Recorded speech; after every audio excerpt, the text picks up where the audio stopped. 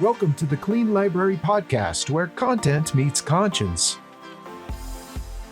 We believe there are millions of you readers out there desperately searching for a better way to find clean content.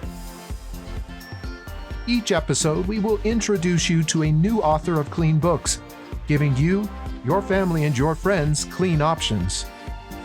Hello and welcome to the Clean Library Podcast. We're so grateful to have you here today. Today we have special guest author S.J. Albrecht, Sarah.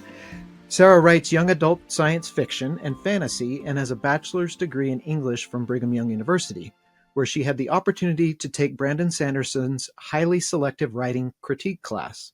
When Sarah isn't at work or writing, she enjoys crossing items off her bucket list and hopes to travel the world in the process. She's Southern grown from the land of peaches, Georgia, and currently lives in Utah with her husband. Welcome. Thank you so much for being on the show with us today. Yeah, thank you for having me on. Absolutely. So we will start by going over your two truths and a lie, and then I'll see if I can figure them out in the end. All right. Brock and I are, well, he's still in the lead. Ah, dang.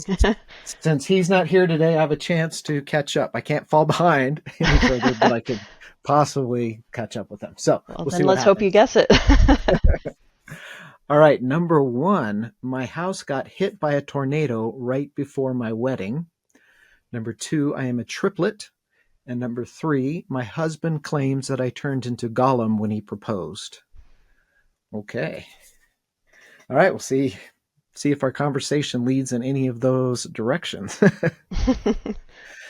So why don't you start by just telling us how you got into writing, or how you decided that you wanted to be a writer? Well, I actually used to hate reading.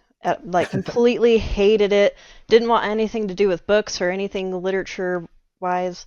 And it wasn't until about the 7th grade I was completely bored out of my mind. It was over like a summer. There was no school. And, my parents were busy because they had work and whatnot. Summer doesn't really get your parents off work. Right. So I was just bored out of my mind. And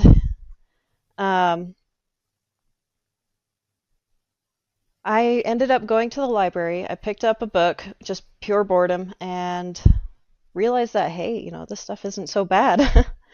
And I was addicted. Addictive personality here.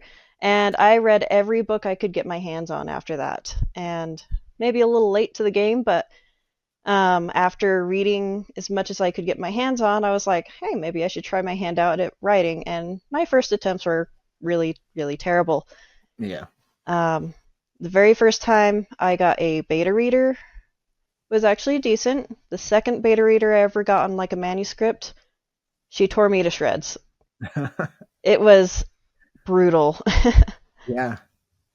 And I was like, okay, well, maybe I'm not so good at this. And I did take some time because I started out when I went to college, started out as an art major because I was like, art is my calling. And then I realized, dang, this is expensive. Yeah. This is really expensive, all the art supplies. And it just wasn't really meshing with me. I had to take all these classes that really didn't work for me. And I was like, Right. it just wasn't working. And I was like, okay, well, I still have this manuscript that I really want to finish. And so went and switched my major over to English and ended up taking Brandon Sanderson's classes, both the lecture and the actual critique class. So that was always one of my little highlights at BYU. Yeah. And found that, this is actually something I can do.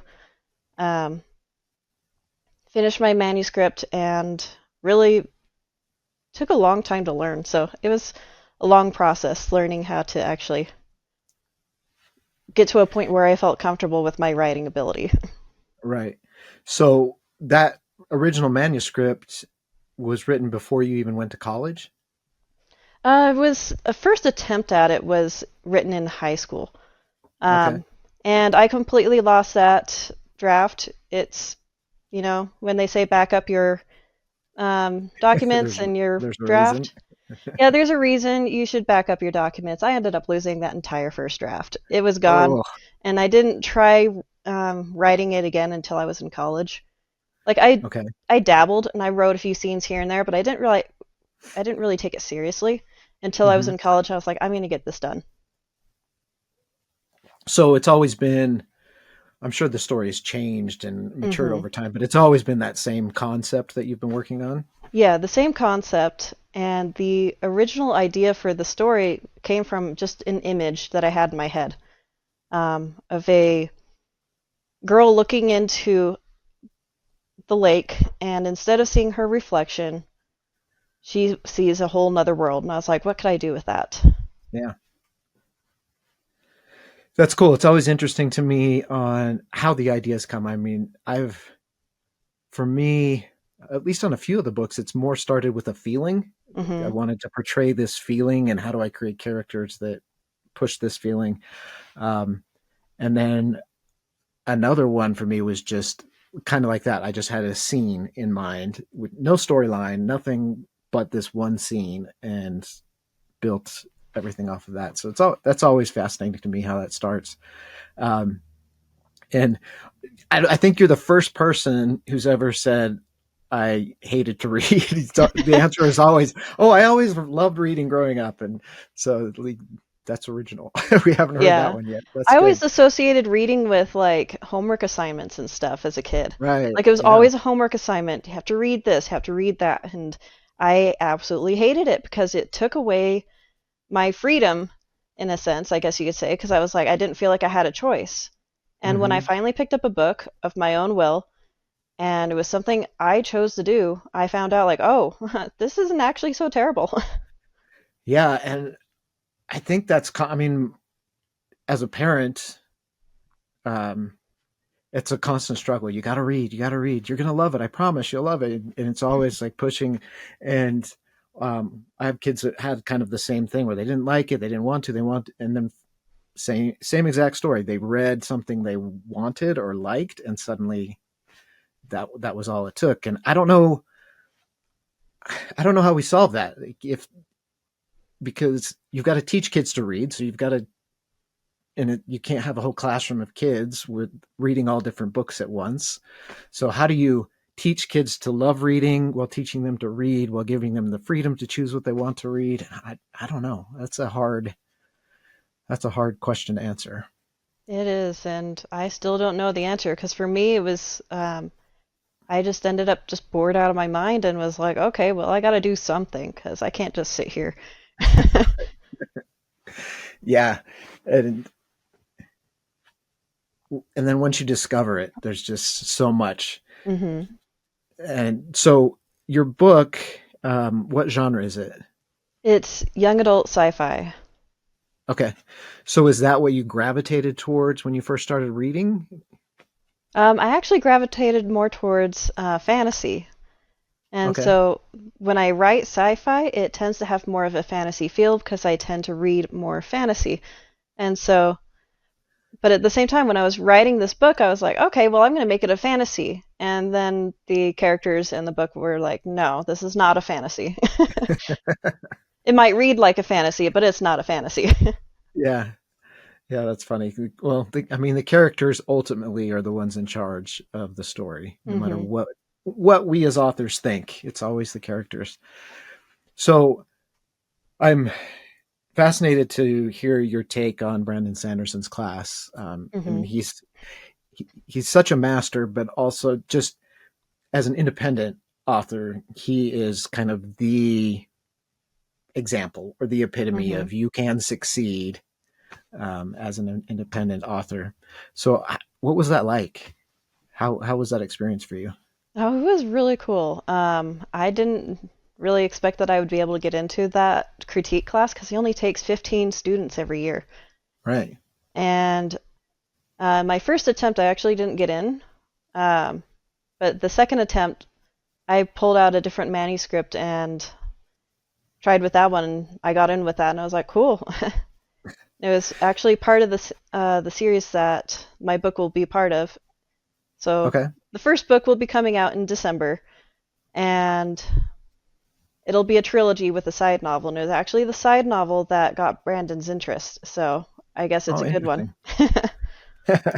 Yeah, I mean, if you get into that class, it already said like that's some pretty good validation right there. Hmm. You, you've got some talent. That's awesome. So, um,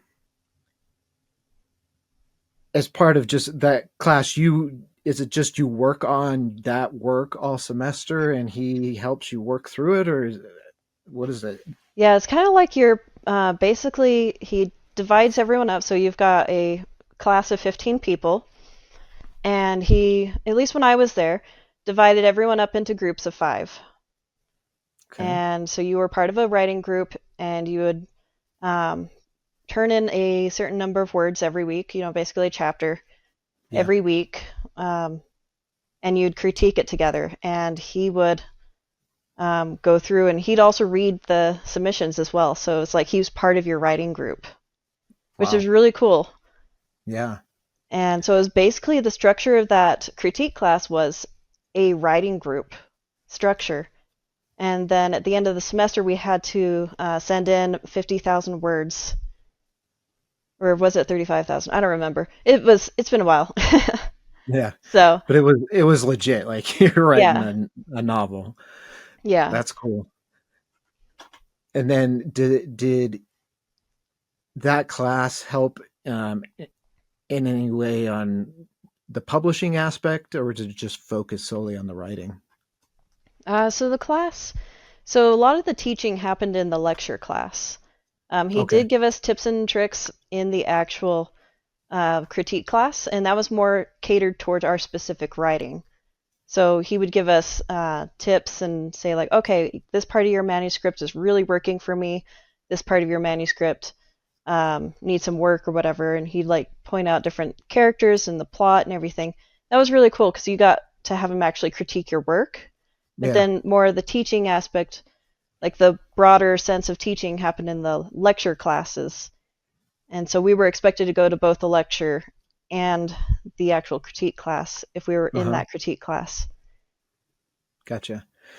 And I think one of the critiques of critique groups in general is that you get a bunch of people who want to be writers, and they Yeah. get together and they read each other's stuff, and they all give their opinion on what's good and what's bad, and like what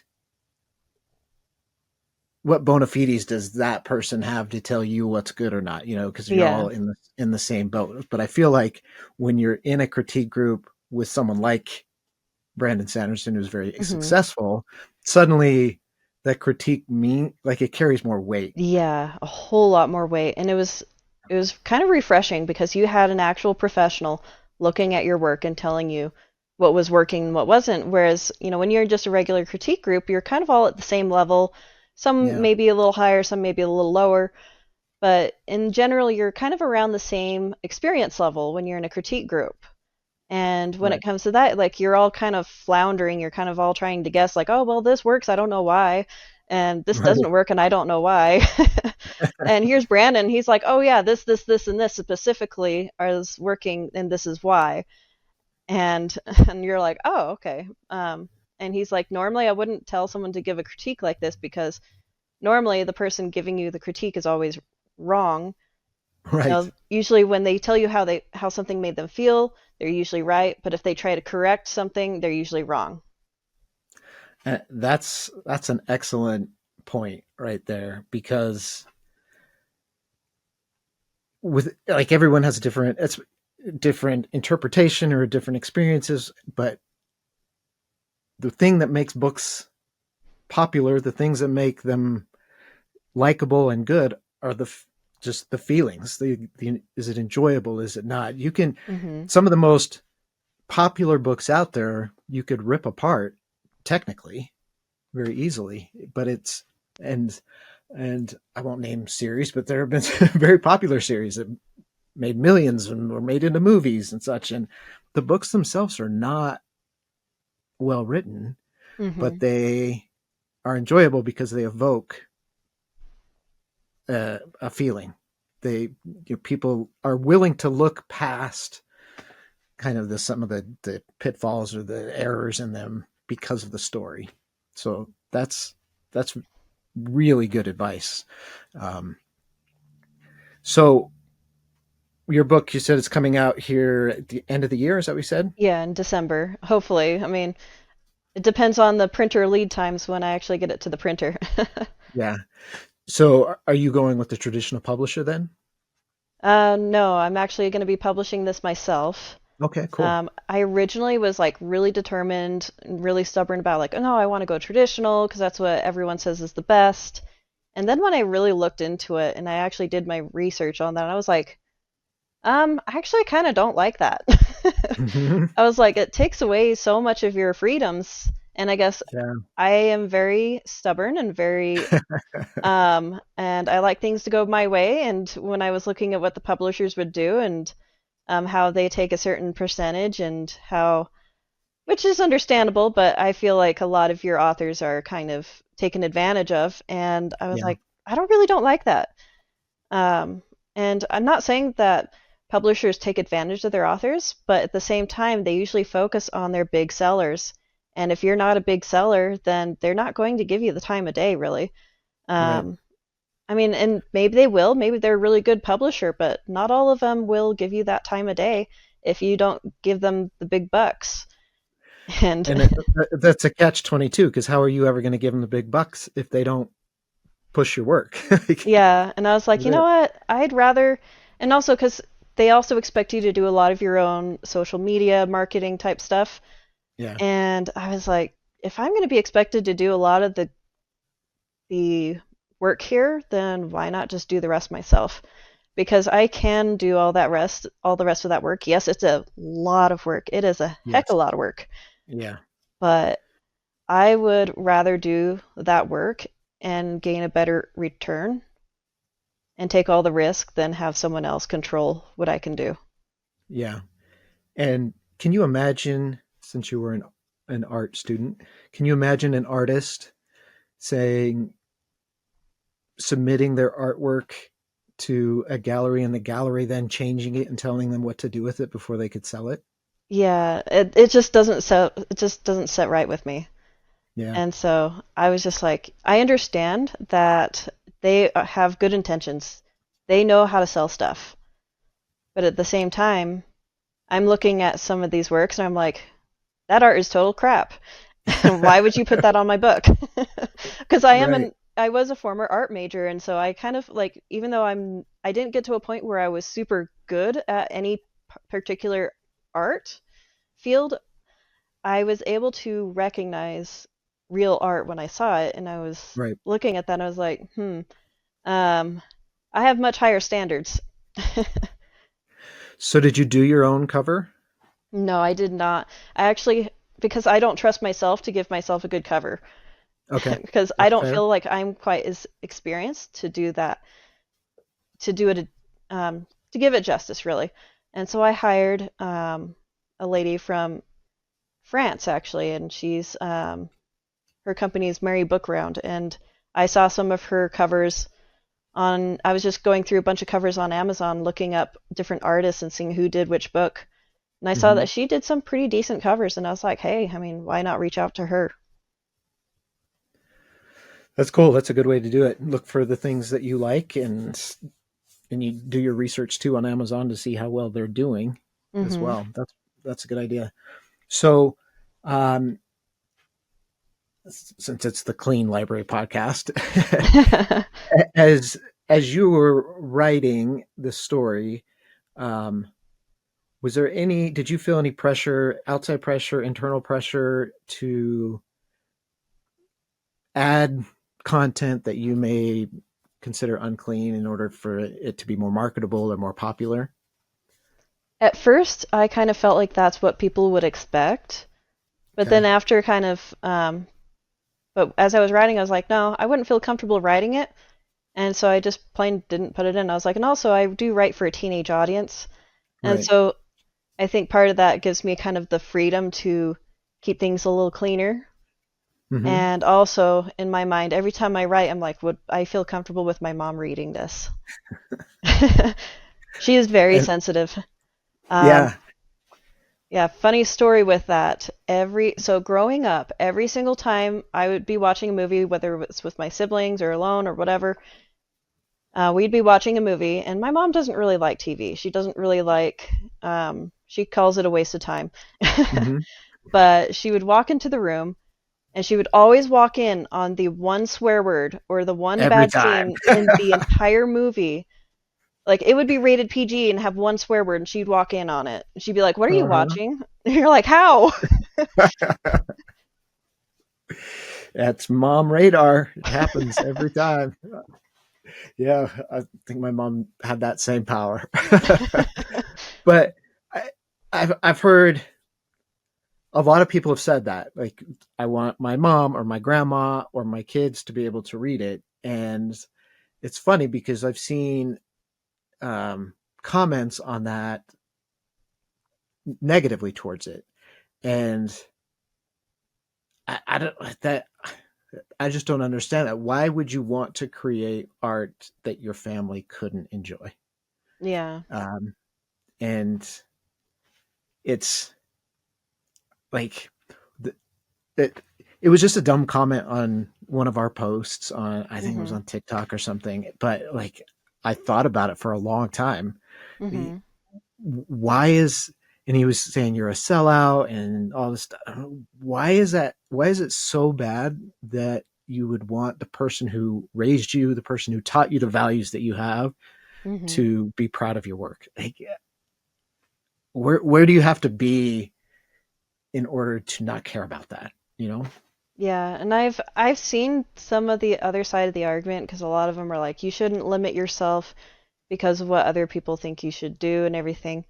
And really, um, I don't feel like I'm doing it just for them, but more for myself. Is it something I would actually feel comfortable reading? Have someone peek over my shoulder and go like, "Hey, what are you reading?"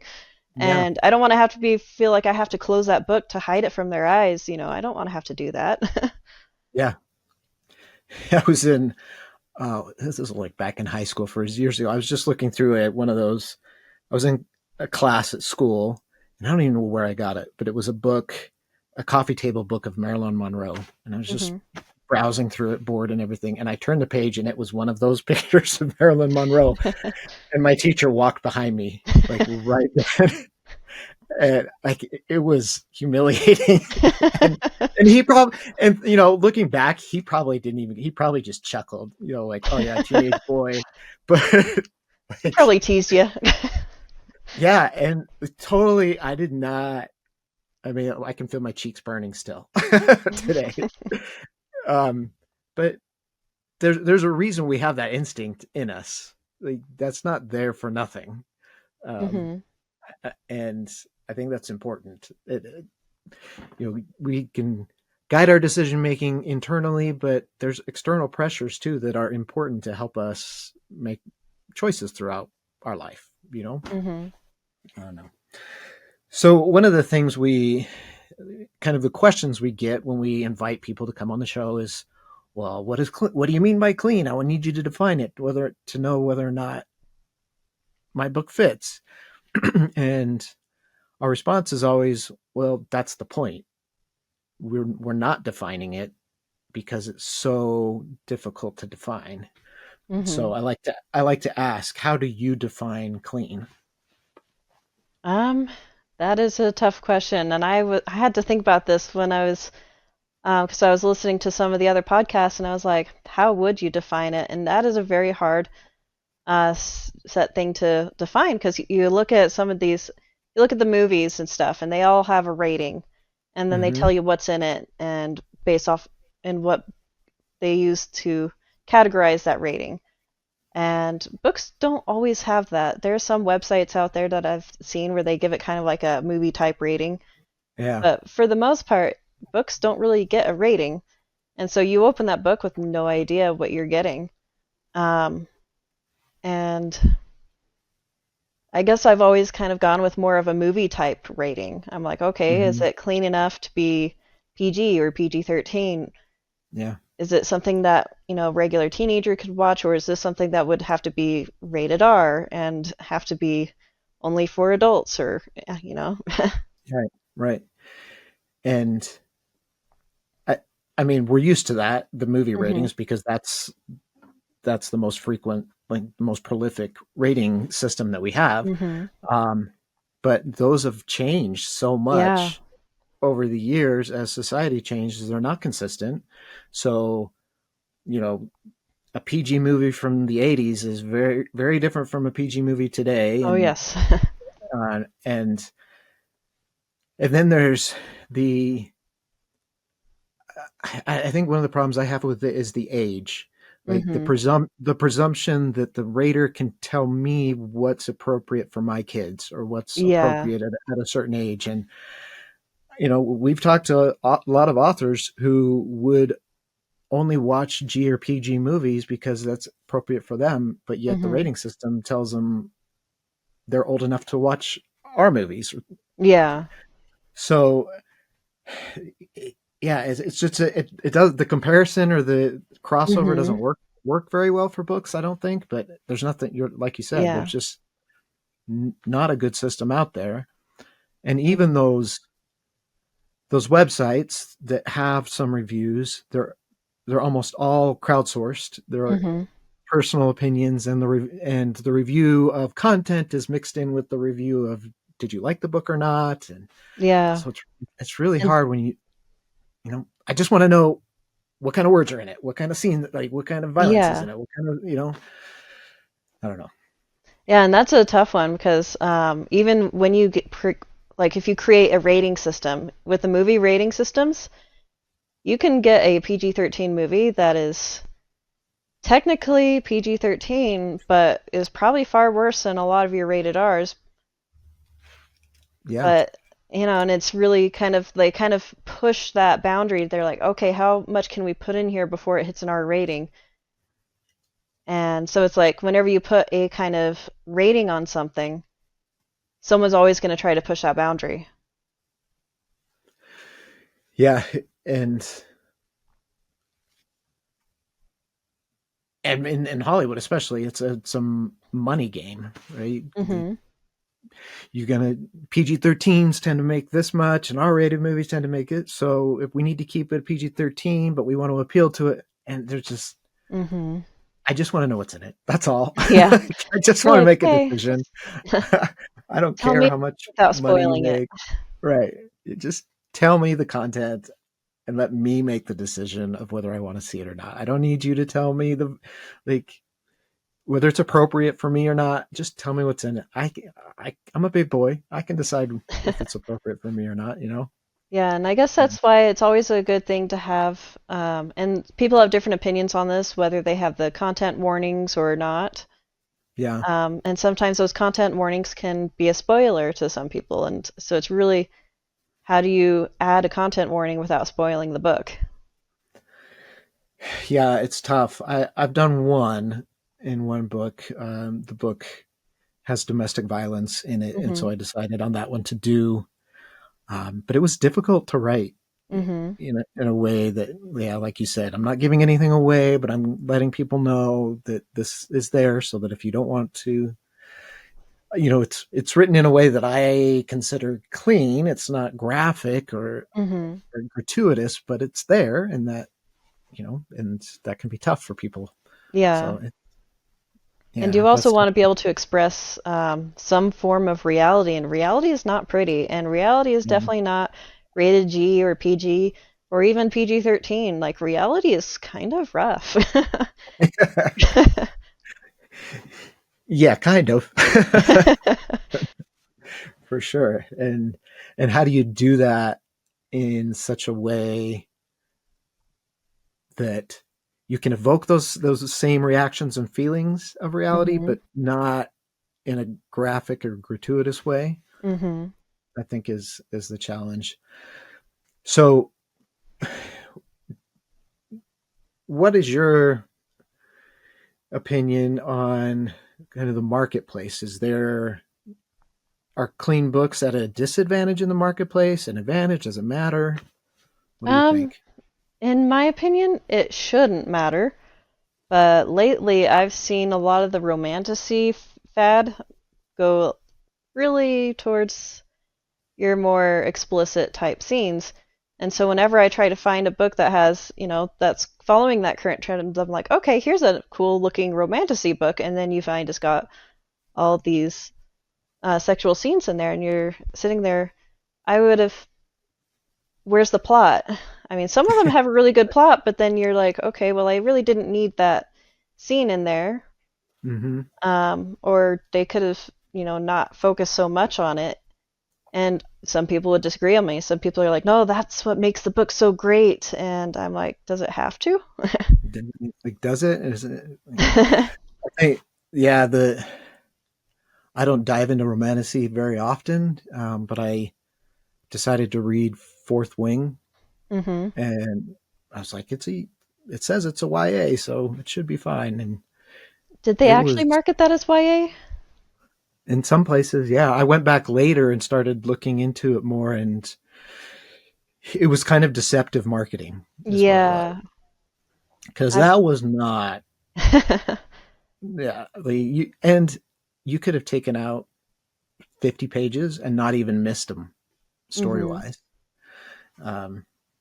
But yeah, I haven't dived into another romantasy since since that one. Well, a lot of your romantasy is much like Fourth Wing, because I did read that one too, and I enjoyed the writing and stuff, but at the Yeah, same time, I was like, dang, okay, well, I guess this is the new trend, but it would be nice if we could find some books that didn't have to have all those sex scenes in them, yeah, because I would, sometimes want a breather from all that. I want something that's actually clean. yeah. And like the story was cool. It was a cool take on the magic school dragon hmm theme. Um, I love the story idea. I absolutely love yeah, the story that. idea was great, and you didn't hit those scenes until like 2/3 of the way through, when it hmm was suddenly in you. So you're invested in this hmm story, when that stuff hit. And yeah, it was just, I don't often, like, I leave reviews a lot for indie authors and small authors, and I don't often for big giant books, hmm because well, they already have 10,000 reviews. It doesn't matter. Yeah. But that's what I did, because I was like, this was kind of a bait and switch. Like, this was not marketed in this hmm way. Yeah. It was not, I mean, and I think that's another thing is that they're trying to push this stuff onto the YA audience or our young adult audience, and they're teenagers, and I'm like, they're trying to normalize this among the teenagers, and I'm like, do we really need to normalize this for our teenagers? Um, when they really just need to be, I don't know, maybe just enjoying life. Right. Or And give them a chance that if they want to be able to read clean stuff, like give them that opportunity. Like yes, I know that people are like, hey, let them have this stuff. Let them read this if they want to. And you know what? I'm not going to stop someone from reading that. I'm not for, censoring books or anything like that. That's yeah, never my way of going through things. I totally believe in having the freedom to read what you want to read. yeah, But along with that freedom, we would also like to have the freedom to read things that don't have that stuff in it too. yeah. That's a great way of putting it. And at least tell me, it's there, so I can make the choice. And when you're, as a dad who raised three girls, hmm I and even my son, there were times where I had to read books because I knew they wanted to read them because their friends were reading them, and I needed to see what was in them first. And hmm um, I don't want to have to read that even as a buffer, like, you know. Yeah. I mean, but I would prefer to be the one to kind of read it first and be like, okay, and then tell them, hey, this is what's in there. Here's your Hmm. content warning. It's your choice whether you read it or not. Yeah, yeah. And now that my kids are adults, that's exactly what I did. I went and said, "Hey guys, I read Fourth Wing for you, so you don't have to, but this is what I have, so, before you pick it up." Um, but yeah, it's a tough challenge.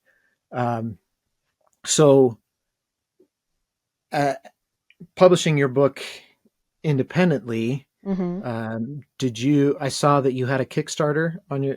I looked at your website briefly. How did that hmm experience go? Oh, it was really interesting. I funded after about 5 days, so that was pretty cool. Got the Awesome. project we That's great. love, which I didn't expect. So that was pretty cool. And I'm just working on getting all the different things ordered. I've got like the bookmarks and the water bottles and the totes and all the things that I Yeah. had as the add-ons, and also finishing up those last minute edits before I send it off to the printer. So lots of stuff going on. Cool. Yeah. I mean, and speaking of Brandon Sanderson and Kickstarter, Hmm. crowdfunding, he is proof positive that people are willing to fund book projects, which is Hmm. awesome. Um, how did you go about publicizing or marketing it so that Kickstarter, because Kickstarter won't push it unless you start getting some engagement and stuff. Yeah. What I did was I put up a an ad on Facebook and Instagram, so basically through Meta, Okay. and then mostly word of mouth. I reached out to everyone I could, and my husband is kind of an extrovert and he knows a lot of people. So I reached out to my husband. I was like, "Hey, you're the extrovert. I need your help." And so, yeah, he's got That's a lot of good because friends. writers don't tend to be extroverts. Yeah, definitely not always the most extroverted. I've been forced into a lot of extroverted situations just Yeah. because of, work and stuff, but um, when I'm at home and I don't have to deal with people, I'm very much an introvert. So you gave us a your idea for starting the book. Give us your blurb, your elevator pitch. All right, so the book is named Anomaly, and it is about a 16-year-old girl who finds herself on another planet with no idea how she got there. The locals don't know either, and they think she could be a spy. And so her goal is to get home before being drafted into a interplanetary war. Cool. That sounds fun. And you said it's going to be a trilogy. Hmm. So have you mapped out the entire trilogy? Yes. That's good because in my series, I made the decision finally that it would be 5 books, Hmm. and I'm stuck. Oh Not no. right. Not. I mean, I'm on book 5, and it's not. I wouldn't say it's writer's block. It's the I want to make sure it ends Hmm. right. And that's just like so. It's hard. It's been hard for me to just sit down and write, and I don't know if because it's the end of a years long project or it's just I'm not quite sure how it's going to end yet, and so Hmm. yeah, it's probably nice to have it all mapped out and you know Yeah. exactly what you're doing. Yeah, I found that sometimes just outlining things, because when I first wrote Anomaly, I kind of pantsed the whole thing. And I don't Hmm. know if you've talked about plotting and pantsing, but basically pantsing being you just write off the seat of your pants and just kind of come up with things Yeah, as you write. That's kind of how I started off with Anomaly, and then kind of got lost and that's why it took me so long to write it, because apparently I'm not very good at writing off the seat of my pants. I tend to wander in that case. And so when I finally finished my first draft and I was completely lost as to how to revise it, I ended up outlining after the fact, and that outline kind of gave me an idea like, oh, this is where the whole plot goes sideways. Let's fix gotcha. that. And so did an outline and then fix some of the plot elements, and then was able to kind of tighten things up and make it actually go in an actual direction. Hmm. Um, So I kind of my writing process kind of follows the whole. Um, I am very sporadic, I guess you could say. I tend to write the scenes that come to my mind first, Yeah. whether that's the end or the beginning or the somewhere in the middle. I tend to write those scenes and then I fill in the gaps. Okay. So you would definitely need an outline to do that, to know where to place them. Yeah. Yeah. I actually, one of my biggest struggles was figuring out who the villain was going to be in book 5, because Hmm. every one of them has a slightly different. And it was actually my editor who gave me the idea. He said, "Hey, this character here, that would be cool if he became your villain." Oh, And nice. so, and that really opened up a lot of ideas. So I think I'm about ready to Yeah. really buckle down and do it. But And I do it's tough. find a nice mixture of both processes really does help. Yeah. Because if you don't know who the bad guy is, how's your reader going to know? Right, exactly. And it's kind of important to create the tension. So are you planning on doing an audiobook as well? Is that in the works or is that a future thing? Yeah, I'm actually going to do an audiobook. I've already got two narrators set up, and so Oh, cool. that's exciting. Um, and they've been asking me, they're like, "Okay, when am I going to get the manuscript?" And I'm like, "It's almost done. I'm It's close. just my perfectionist tendencies are getting in the way." Mhm. Yeah, you got to get to a point where you just tell yourself it's done, Yeah. which is tough. Cool. And so do you think the audiobooks will be released at the same time or kind of depends on when you get them the manuscript? So the audiobook should be released about the same time as the regular book, yes. That's Um, awesome. I still plan on giving my narrators plenty of time to do it, and if it does take them longer, then that's what'll happen. Hmm. I don't want to rush my narrators for by any means, because I want quality Yeah. over something that comes out quick. I would rather have a quality book than something that people go like, what's wrong with this book?" Yeah. So are you going with a male and female narrator for different parts? So there's one chapter that is in male perspective, and so I have a guy who narrates that part because I was like, that'd be weird to have just a full chapter with a girl narrator that's actually a dude. Yeah. I mean, I have full confidence in her ability, but I feel like it would just be easier. Oh, that makes sense. And I've listened to books both ways, and I think they both can work, but Hmm. it's up to you. It's your book and it's your Hmm. project, and you need to be happy with it. So I think that's cool. So if there was any advice you could give yourself now, you're almost ready to publish, back to that your high school self starting your writing journey, what would that be? Any advice for my high school self? Yeah. Oh boy. I would tell myself to buckle down. It's gonna be a bumpy road.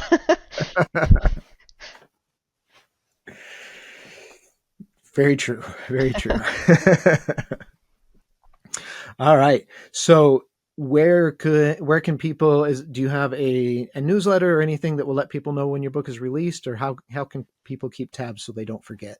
Yeah, so they can go to my website, sjalbrecht.com, and Albrecht is spelled Albrecht. And so that's sjalbrecht.com, and they can sign up for my newsletter there, or they can follow me on Facebook or Instagram at sjalbrecht author. Okay, perfect. And we'll put your website down in the show notes as well so people can look those up. So great. Is there anything else that you would like to tell our audience before we jump into the two truths and a lie? I think I'm good. Thank you. Okay. All right. Well, yeah, we didn't get into any of this stuff. So I'll remind everyone. Number one, my house got hit by a tornado right before my wedding. Number two, I am a triplet. And number three, my husband claims that I turned into Gollum when he proposed. This is basically a shot in the dark here. At least I can't lose any points. True. I am going to say that My house got hit by a tornado is the lie. You are actually correct. It was my brother's house that got hit by the tornado. Nice. I figured there was some kernel of truth to it. That's pretty specific. Uh-oh, it's like completely gone. Um, there was a It wasn't completely gone. The insurance company decided that they could fix it, even though they really should have just torn the whole thing down and rebuilt. Yeah. But insurance companies are kind of, they decide. Yeah. And so, yeah, there was a tree that went straight through the middle of the house. Yikes. Nobody was hurt though. Nobody was hurt, luckily. My sister-in-law and my niece were huddled in the kitchen, the safest spot of the house that they had, the fewest windows and everything. And my brother was at work, and so everyone was okay. But unfortunately, the another tree landed on his two lawnmowers. He had two, and a single tree took them both out. Ouch.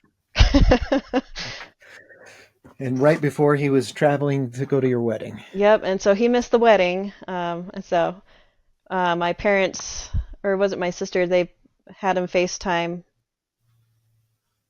And so it was nice to be able to at least get him on a phone and be able to talk to him. Mm-hmm. All right. So your husband's claims then, what was that about? So, okay, when my husband proposed to me, they do the whole, they get on one knee and they hold up the ring and everything, and my brain just went blank. And I didn't know what I was supposed to do. And so I just picked up the ring and put it on. He's like, is that a yes? He was so confused. I was like, oh, yeah, yes.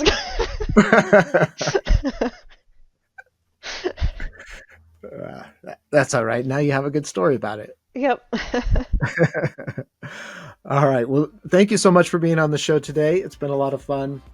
Everyone go check out her website and make sure that you follow her pages so that you are ready for when the book comes out. It sounds like it's going to be a great series. Thank you all for watching, and please remember to subscribe and most of all to share, get the word out about our podcast where you can find new authors of clean books. Thank you so much for listening or watching, and we will catch you next time on the Clean Library Podcast.